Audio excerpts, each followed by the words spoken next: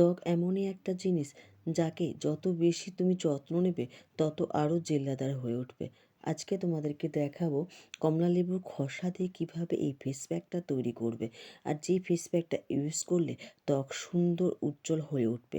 যাদের দাগ ছোপে ভরে গিয়েছে ত্বক, তারাও এই প্যাকটা ইউজ করে দেখো, দেখবে দাগগুলো ধীরে ধীরে চলে যাবে। এই প্যাকটা তৈরি করতে বিশেষ কিছু লাগবে না। হাই ফ্রেন্ডস, আমি মানসী। আমার পরিবারে তোমাদের সবাইকে স্বাগত। প্যাকটা তৈরি করবার জন্য আমি একটা পাত্রে জল গরম করতে বসিয়ে দিয়েছি। এতে দেব কিছু কমলা লেবুর খোসাটাকে ভালো করে ধুয়ে তারপর এতে দিয়েছি। এটাকে ফুটতে দেব। যখন ফুটে উঠবে এবং জলের রঙটা পরিবর্তন হয়ে যাবে, তখন খোসাগুলোকে আমি একটা পাত্রে সরিয়ে নেব।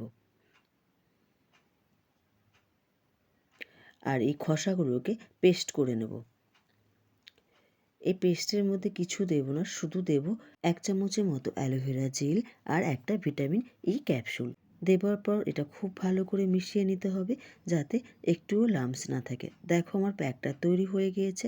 এবার প্যাকটা লাগাবার আগে মুখটাকে পরিষ্কার করে নেব। এর জন্য নিয়েছি নর্মাল নারকেল তেল, তাকে সারা মুখে প্রথমে লাগিয়ে নেব।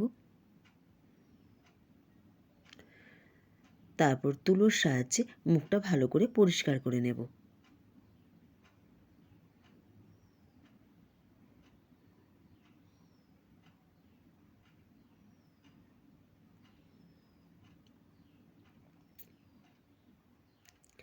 এবার সারা মুখে প্যাকটা লাগিয়ে নেব।